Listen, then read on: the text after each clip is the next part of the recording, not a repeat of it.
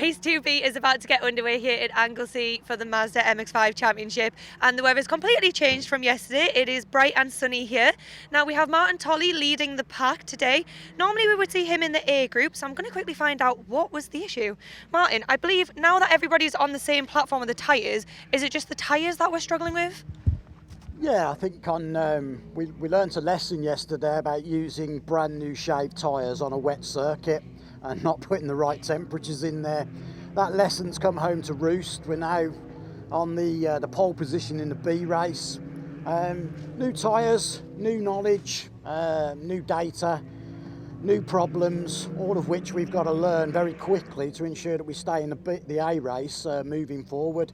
So let's just hope things get better from this point forward, because it's a very long drive from the Midlands. How are you feeling with a herd of Mazdas behind you? I mean, I know you're one of more of our veteran drivers here, so I'm expecting good things. Lyndsay, did you just call me old? Just a little bit. Yeah, I've been in the championship, 10, 11 years now. I've been out the front a few times. I've just got to focus on what I'm doing, and I've got to go and enjoy my race. And let everybody else worry about me rather than me worrying about them. Or at least that's what my mentor tells me. Well, we wish you the best of luck, Martin, and I'm sure we'll see you on the podium at the end. So we're going to hand it straight over to Andy to run you through all of the grid. Thanks, Lyndsay. Well, I, for one, am very happy to see that the conditions have improved for this race. Martin Tolley and Tim Dorr share the front row, with Nick Ledoyen, Joe Wiggin, one to watch here, and Charles Mugglestone, the 5 that got demoted from the A grid. Ivan Leary is next, ahead of Tom Mallet and Bryn Griffiths, then Jack Wilmot and Matthew Fletcher to round out the top 10. Graham Rumsey, Christopher Ginn, Michael Close and Richard Bartlett are next, ahead of Rob Mugglestone and Peter Lancaster. Then Steve Moody, Dale Whiteman, Ashley Heath and David Rickards, with Anthony Pettigrew, Paul Hughes, Bruce Robinson, Neil McGregor and Christina Holly at the back after that disqualification from the previous race. So, at the front of the field, Martin Tolley and Joe Wiggin, arguably the two pre-race favourites here then. Joe Wiggin had a moment in race 1A which put him right to the back of the grid. He really shouldn't be here on the B grid. That's certainly how he will feel. And if he shows the pace that we know that he's got, he may be able to run away with this. He'll have to come from 4th on the grid though, which will not be the easiest of feats. Getting ready to go racing then for 20 minutes here. Race 2B of the Mazda MX-5 Championship at Anglesey Circuit. Lights out, away they go, down towards turn number 1. A good start made from pole position by Martin Tolley by the looks of it. Not a great start by the yellow and green car of Tim Dorr though from the outside of the front row. And so through into second place might go Nick Ledoyen. Except actually through the first corner and the second phase of the start, Tim Dorr fights back and does indeed get to the hairpin at the banking in second position. Joe Wiggin in third for the time being, but already looking up the inside. Ledoyen's down to 4th place and then battling for 5th position. Charles Mugglestone, I think that is, with Ivan Leary. Further back, number 45 is Graham Rumsey there, trying to go through the middle of 2 cars through Church Corner. On board with Bruce Robinson, who's never far away from the action. He's got that car fixed, thankfully, after his sizable shunt yesterday, and is already carving his way through the field. The number 90 car started 23rd. He's something like 12th already. Joe Wiggin into second place now, and there's a sense of inevitability about this. They're 3 abreast behind though, and there's almost a sense of inevitability about this going wrong, isn't there? Because they're so close together again through the Rocket Complex. Thankfully though, in these slightly drier and grippier conditions, not so many sideways antics, and they've kept it clean for now. 21 there up the inside is Matthew Fletcher, trying to regain some ground that he lost after a spin in the latter stages of race 1. There's Nick Ledoyen, number 60, third on the grid, down to 4th here on the opening lap because Joe Wiggin has gone past him, and Joe Wiggin is about to challenge for the race lead. I think we're on board with the race leader, Martin Tolley, the Go For It racing car ahead of the Mac Attack Racing family run car of Joe Wiggin, which takes a wider line into the hairpin, cuts back to the late apex. Mirror signal manoeuvre, through he goes, and Martin Tolley, there was relatively little he could do to fight that. He will try and fight it if he can, but no, look at that, he's actually going to point and gesticulate at Joe Wiggin to say we need to work together here to pull away from the rest of the pack. That's very much the mentality we often see in these B races, particularly races where we have drivers from the A grid who have fallen down into the B grid when they feel they shouldn't have. Their priority is not so much to win the race, but to get away from the relegation positions, or get away from those that and secure themselves a position in a promotional spot, i.e. the top 5, and then settle it between themselves. Oh, that was a bit of an ambitious move on the inside, and unfortunately for Jack Wilmot, he gets elbowed out of the way rather by Christopher Ginn there, and Christopher, who had that rotation in race 1 that triggered the nasty accident for Neil McGregor, which he emerged unscathed, but the car needed to be righted. The red flag therefore flew. And Neil McGregor coming from the back of the grid in this one, but yeah, number 20 Christopher Ginn there getting his elbows out again through the banking. The hill they will all go. This is the typical frenetic midfield hustle though of a Mazda MX-5 Championship race, be it the A grid or the B grid. There's action aplenty. That camera angle always makes it look like they're going to make contact. There's Mike Close in the 117 machine, who is trying desperately to get himself out of this particular hornet's nest, but that's easier said than done. Oh, that was a move and a half up the inside. I'm not quite sure what happened there to Graham Rumsey, but all of a sudden Mike Close seemed to be going an awful lot quicker than him, and dived to the inside. Nicely done. So I don't know if it was a missed gear or something for Rumsey, or whether maybe there's an issue because he's losing more ground now. Look, round the outside has gone another machine, so he's losing 2 places at least out of all of this. But some good reactions there, if nothing else, from Mike Close to nip up the inside and avoid contact. So Close then gaining ground, so too the number 90 machine, that is, of Bruce Robinson. I didn't recognise at first with that newly coloured front end. Oh, and now Mike Close, after all of that skill shown at the far end of the circuit, runs out of road rather, coming out of the hairpin, loses traction and loses a place to Bruce Robinson. So up one, down one for Mike Close. A bit of a snakes and ladders race for him at the moment. There is Tom Mallett, number 10, the orange machine. He's got Matthew Fletcher, the dark blue car, behind him. Matthew Fletcher having a cleaner race this time around than he did last time, thankfully. There's Close, with Rumsey still behind him, but not actually a position further up the order than he was. Then the recovering Jack Wilmot, after getting elbowed out of the way at this part of the circuit by Christopher Ginn, a lap ago. Frustration being that Ginn is now 5 places ahead of him. Meanwhile, Tom Mallett's got Matthew Fletcher going to the outside line, and Christopher Ginn has got Bruce Robinson and Mike Close up the inside at Church Corner. It's a job to know where to look next. We're right on board then with Charles Mugglestone in 5th position, I believe this is, going up the hill. Up the inside of Nick Ledoyen, who's trying to close the door but can't quite get there in time. Are they going to trade a bit of paint? I think they just avoided contact there. And Mugglestone knows he's on the outside line for the second part of Rocket, so there was little sense really in forcing the issue there.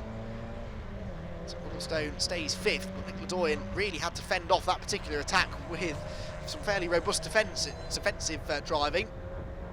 Look at that view over the top of the hill at Peel. I know we should really be concentrating on the cars, but that is a spectacular sight as the cars crest that blind right-hander at Peel, then descend towards the corkscrew. Back at that part of the circuit, Tom Mallett and Matthew Fletcher are still side by side.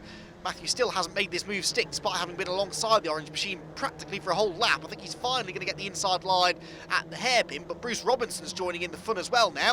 So through does go Fletcher. Robinson with that patched up front end is still going fairly quickly in this race, goes right around the outside, or he'll try to anyway, of the orange machine, which just casually drifts over to the edge of the road to deter Bruce from continuing with that attempted overtake, and holds onto the place for now.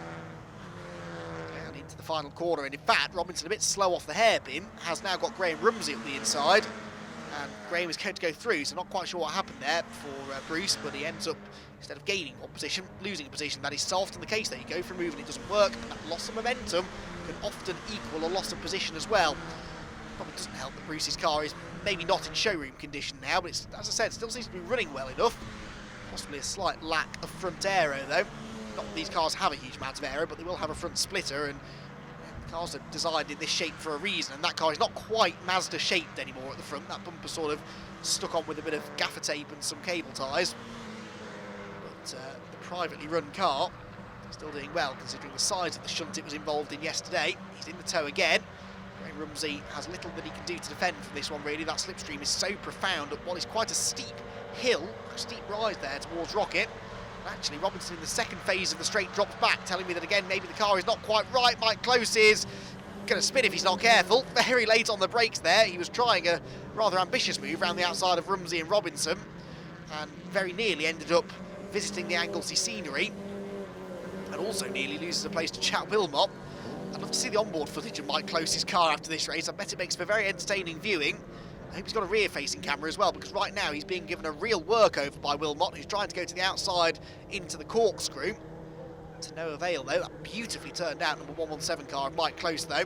So far I think he's avoided any major contact as well, so it's still quite clean. Let's hope I haven't put the jinx on him now, but he's been enjoying some good battles, but clean battles in the midfield, which is nice to see.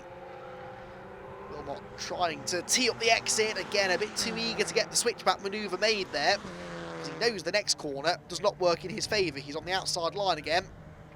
Had to try and get the move made before the end of this straight, but by being too eager on the throttle, lost traction, lost momentum, and lost the chance to gain the position for the time being. So back onto the pit straight they go again then. Oh, Wilmot maybe frustrated now, runs onto the grass, and if that's not exceeding track limits, I don't know what is. Back with the front runners now, and well, there's no doubt about Joe Wiggin, the race leader, and Martin Tolley in second place. This, I believe, is the fight that is going on for third position. Through Church Corner, there's Bryn Griffiths, he's closing in. Now this is a significant battle because in amongst this group is the cut-off point for the promotional spots. So the top 5 go through to the A grid. Anyone else misses out, and Charles Mugglestone again is trying this move up the inside of Nick Ledoyen. We've been here before, only this time Mugglestone is a bit later on the brakes, he's a bit more forceful and does make the move work. So he's up into 4th place now.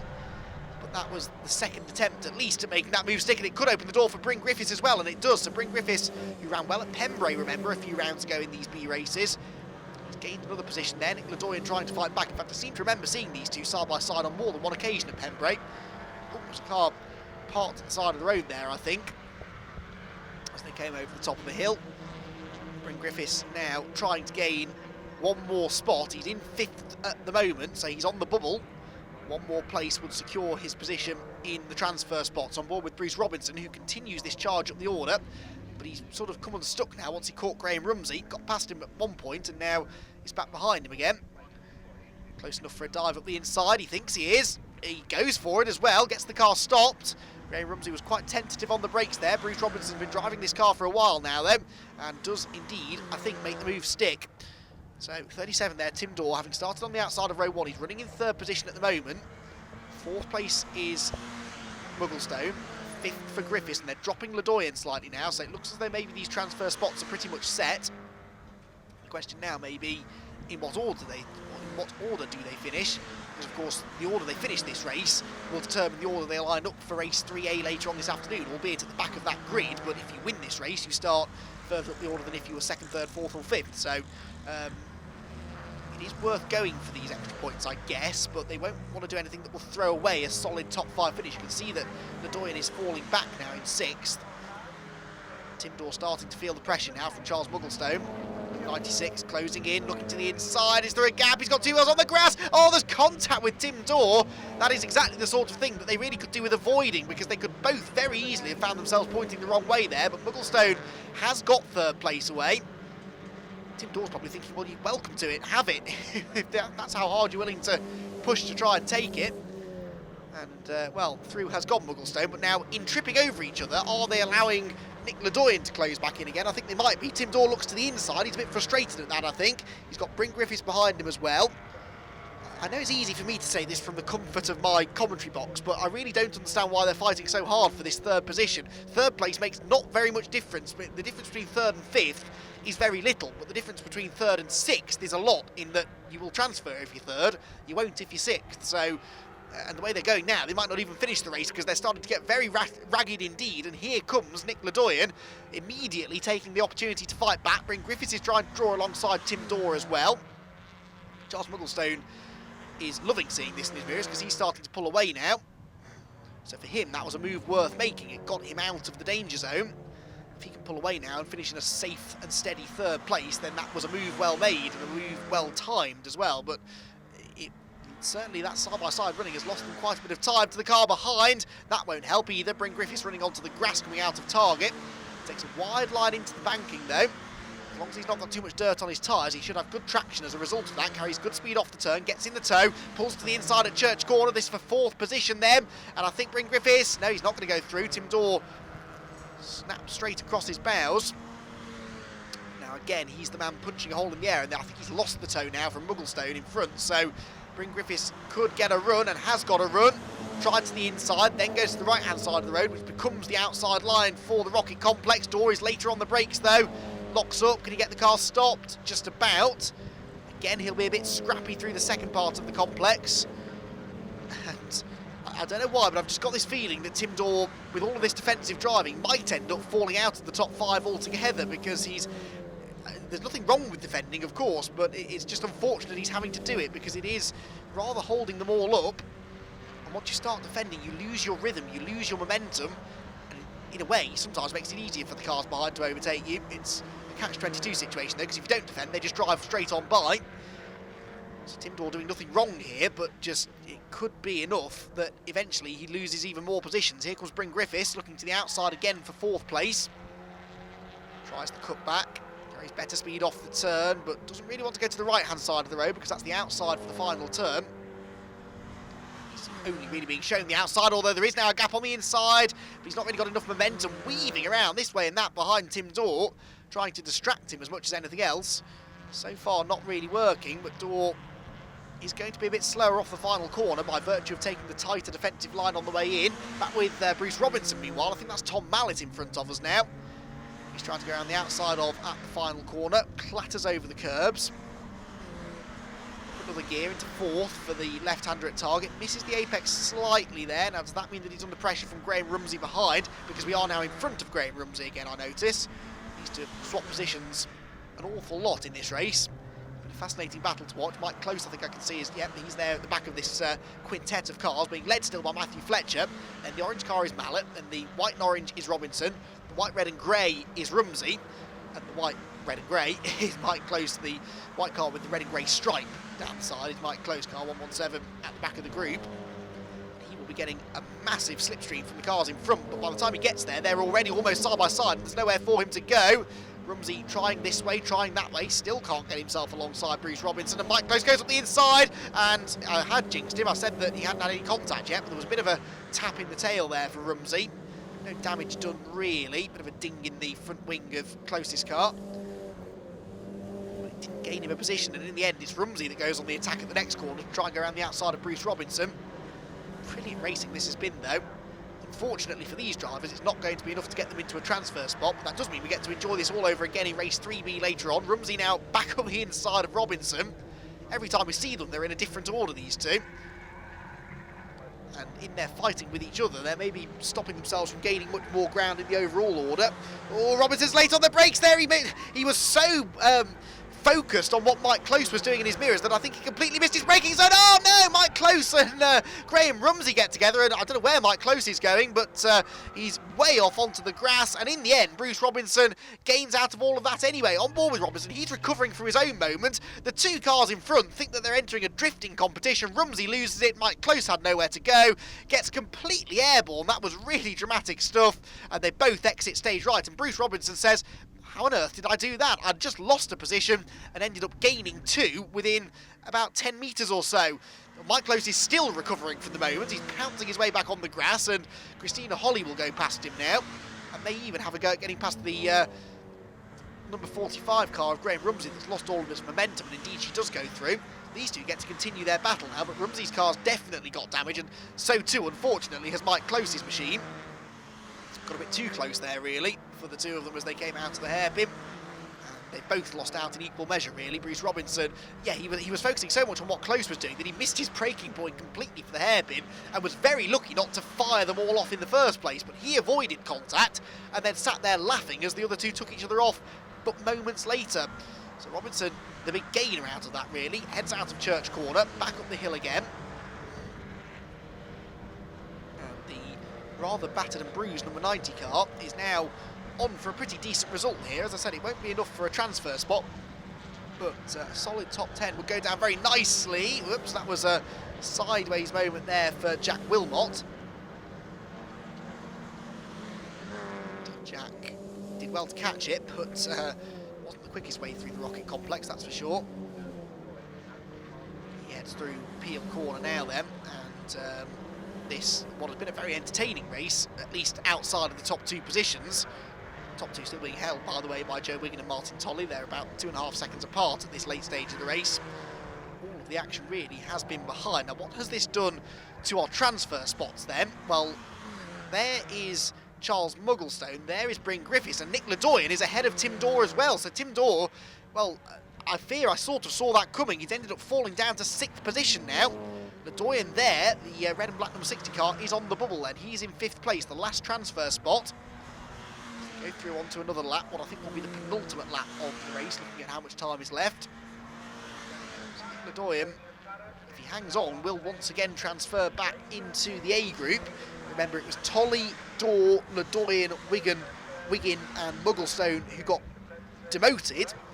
And it looks as though 4 of those 5 are going to go straight back into the A grid. Tim Dorr, though, perhaps not. Looks like Bryn Griffiths is going to nick his spot. Bryn's done well in this race to come from 8th on the grid. He's running 4th place now. Crucially, inside the top 5, there he goes, the blue and gold car. Can Tim Dorr do anything about Nick Ledoyen in the final lap or so? Up the hill, he's in the tow still, just about, closing in up the inside line. Wasn't close enough, though, really, to make that one stick.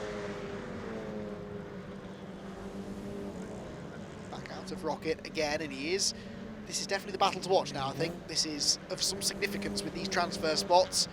Tim Dorr can nab it on the last lap, then he might just be able to get himself back onto the A grid. But Ledoyen won't be wanting to hand this over without a fight. Oh, I wondered where Dorr had gone then. He was taking a very peculiar line down into the braking zone at the top of the corkscrew. So they go up the hill, down the straight, running parallel with them. Go the top 2, Joe Wiggin, and in 2nd place Martin Tolley some way behind. There's a back marker between them, I believe, and Joe Wiggin comes out of the final corner to see the last lap board. So one more lap of the 2.1 mile Anglesey International Grand Prix circuit here for Joe Wiggin. And after a disappointing start to the weekend where he didn't qualify particularly well and then had a moment in race 1, possibly induced by the fact that he was running in such traffic that he's not really accustomed to. In race 2B, he has been the man to beat, and the number 41 machine is going to take its first victory of the year. It's a shame it's coming in a B race, because we've been saying all year long that he will likely win some A races before the year is out, but he'll take a victory in the B race. It's better than nothing, and he'll have to come from the back of the grid now in race 3A as well, so we'll watch with interest to see how he gets on in that one later on. But Joe Wiggin, you see this damage down the side of the car as well, a legacy we have to assume of race 1 yesterday. It's going really strongly, and there's no doubting Joe's credentials as a driver. Very, very quick indeed, regardless what you put him in. And Joe Wiggin, a star of the future, I think, in the Mazda MX-5 Championship. Heads down the hill. 3 corners to go on this international layout at Anglesey. Good to see the international circuit in use this weekend. We've seen a lot of action up at the hairpin, which is essentially the only addition really from the coastal circuit, these 2 long straights with the hairpin at the end of it. And it is a great overtaking opportunity. It produces lots of excitement, lots of drama as well. We've seen plenty of that just in this race alone. Down the hill he comes though, and Joe Wiggin with Martin Tolley closing on the final lap, and I don't think Wiggin is taking things particularly seriously on the final lap. He's just bringing the car home in one piece, and he is going to take the win in race 2B here at Anglesey Circuit. His first win of the year in the Mazda MX-5 Championship comes in a B race, but it's a win nonetheless for Joe Wiggin. Martin Tolley is 2nd. Charles Mugglestone should come home in 3rd, but he was some 10 seconds further back. There he is, comes across the start-finish line and celebrates a podium finish, and with it a transfer spot. Joining those 3 in race 3A will be Bryn Griffiths and Nick Ledoyen. Tim Dorr did not do enough in the end to get through into the A race. Ivan Leary, Matthew Fletcher, Tom Mallet and Bruce Robinson round out the top 10. And a good result that was for Robinson to get into the top 10 from the back of the grid. Jack Wilmot, Christina Holly, Mike Close, Graham Rumsey and Neil McGregor round out the top 15. There were no retirements from that race, remarkably, despite all of the action going on, particularly in the midfield. Some really good driving standards and great entertainment as always. Joe, very impressive drive by yourself. You were out there. I'm sure there was a few seconds difference between you and the guys behind. Yeah, it was all right. Yeah, we just had a bit more pace than everyone else. So thanks to Tucker Motorsport for a great car as always, and hopefully we can make up some places where we should be in the A. So going back into the A this afternoon, you'll be starting 5th from the back. Got any plans? Yeah, plans just to overtake as many people as I can, one way or another. We're coming through, so we're on a mission. So we'll try our best. But again, thanks to Tucker Motorsport again for a great car. Martin, congratulations on coming 2nd. That was a very tough drive out there. Yeah, we were battling with the tyres. It's like I said, we were in the B race because we're learning them. It was hard work. Credit to Joe. He came past me like I was going backwards. he's certainly got better handling going through the bends than I had. I started to feel the tyres were degrading over the course of the race, but I just managed them till the end. It was nice to, although it was a B race, the top 3 finishers were all A race drivers that were unlucky in the first race. So in some respects, it's nice to come second. It's a credit to the team and the sponsors, Creative Touch Design, Go For It Racing, Pollux, MX-5 City, Man Commercial Protection, Enviro Strip, but I won't mention any more. But thank you to the lads as well in the team, because without them I couldn't do it. Charlie, congratulations. You did go from 5th to 3rd, so talk us through the race. Tricky start, was under pressure from the guys in 6th and 7th, but after a couple of laps pulled away a bit, and then it was just a case of I'd lost the front 2, Wigan and Tolly, so the chance to tag onto them was gone, but got past Nick and Tim and then just opened up a gap.